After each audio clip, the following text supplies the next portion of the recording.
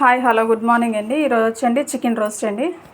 Chicken అనేది బాగా కడిగేసుకొని పక్కన పెట్టేసుకున్నాము. ఆనియన్స్ అనేవి 2 తీసేసుకున్నాం. గరం మసాలా అలాగే చికెన్ మసాలా అండి. ముందుగా పాన్ అనేది పెట్టేసుకున్నామండి. పాన్ హీట్ ఎక్కిన తర్వాత కొంచెం ఆయిల్ అనేది వేసేసుకుందాము.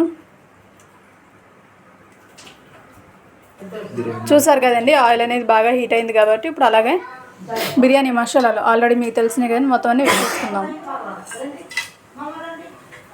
అవి కొంచెం దోరగా ఫ్రై చేసుకుందాం. దోరగా అనేవి ఫ్రై అయిపోయినాయి కదండి. ఫ్రై అయిన తర్వాత ఆనియన్స్ అనేవి వేసేసుకుందాం.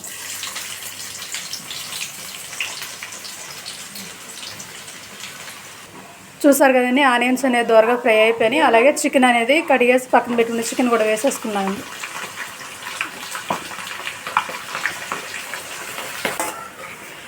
చికెన్ అనేది వేసేసుకున్న తర్వాత అండి ఒకసారి అటు ఇటు కలిపేసి మొత్తం మూత పెట్టి ఒక 15 మినిట్స్ అనేది మగ్గనివ్వండి. చూసారు కదండి, కర్రీ అనేది మనం వాటర్ పోయకుండానే చికెన్లో నుంచి వాటర్ అనేవి బాగా ఇదైనాయి అనమాట. వాటర్లోనే ఉడికిపోయింది.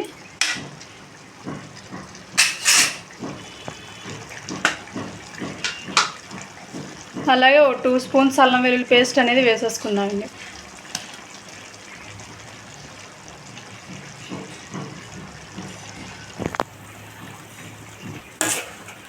చూస్తారు కదండి, అల్లం వెల్లుల్లిపాయ పేస్ట్ వేసేసిన తర్వాత ఒకసారి కలుపుకొని అలాగే ఇంకో 5 మినిట్స్ అనేది మగ్గనిద్దాం. చూసారు కదండి, అల్లం వెల్లుల్లిపాయ పేస్ట్ అనేది కూడా ముక్కలో బాగా పట్టింది. అట్లాగే పచ్చిమిర్చి అనేవి కూడా వేసేసుకుందామండి.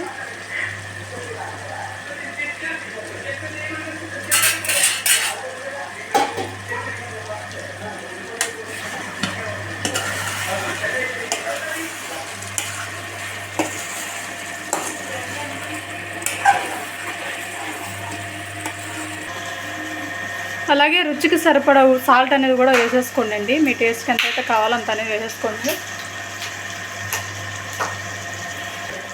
అలాగే 1 టీ స్పూన్ పసుపు అనేది వేసేసుకున్నామండి.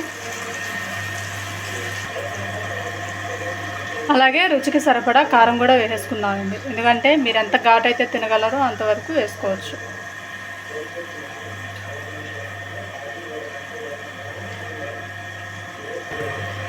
అలాగే 1 స్పూన్ గరం మసాలా కూడా వేసేసుకుందామండి. చికెన్ మసాలా కూడా 1 స్పూన్ వేసేసుకుందామండి.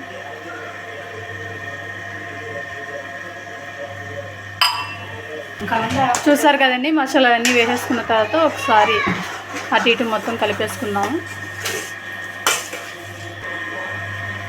మూత పెట్టి 10 మినిట్స్ అనేది మళ్ళీ మగ్గనిద్దాము.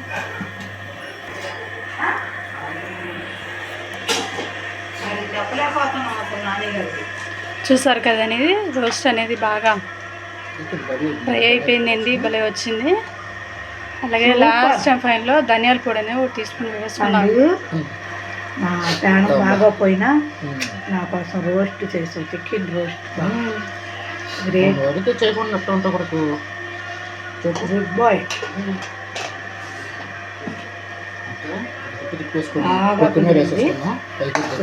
సూపర్గా వచ్చింది.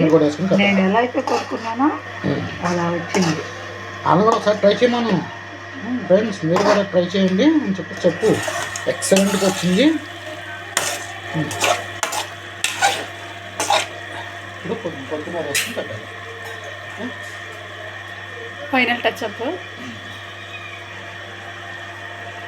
ఫైనల్గా అండి. కొత్తిమీర వేసుకొని స్టవ్ ఆఫ్ చేసుకున్నాం. ఇంకా